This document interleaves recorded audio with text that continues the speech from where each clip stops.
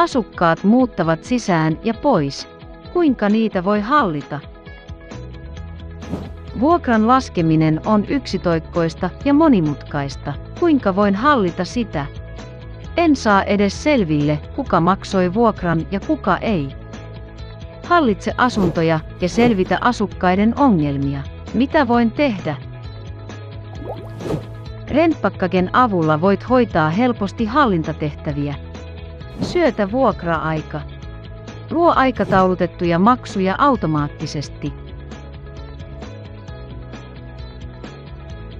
Laske käyttölaskut yhdessä. Vuokramaksumuistutukset. Vuokranmaksu ei unohdu.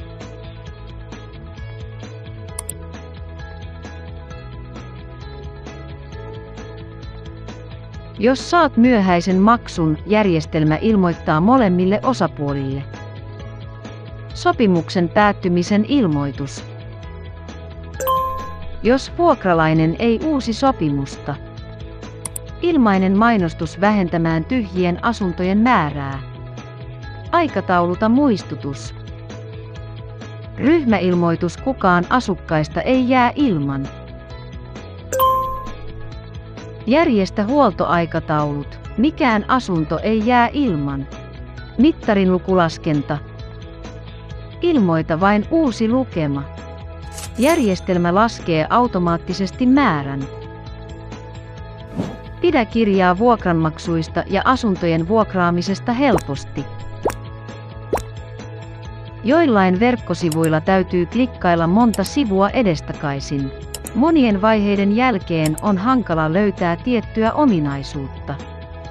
Pääse eroon verkkosivuista, joilla on monia toimintoja. Tee kaikki toiminnot yhdeltä sivulta.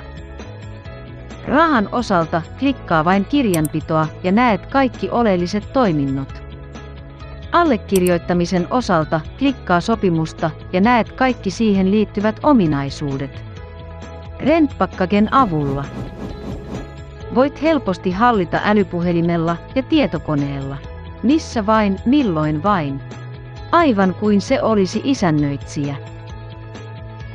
Hallitseminen voi olla näin helppoa. Eikö verkkohallinta olekin todella tehokasta? La versión para propietarios y administradores de fincas se ha lanzado a lo grande.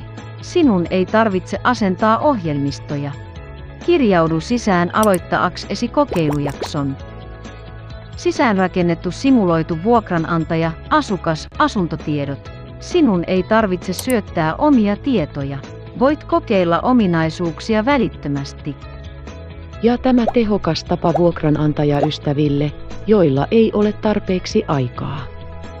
Kommentoi ja jaa kohtaamiasi ongelmia vapaasti kiinteistöjä hallittaessa ja vuokrasopimuksia allekirjoittaessa.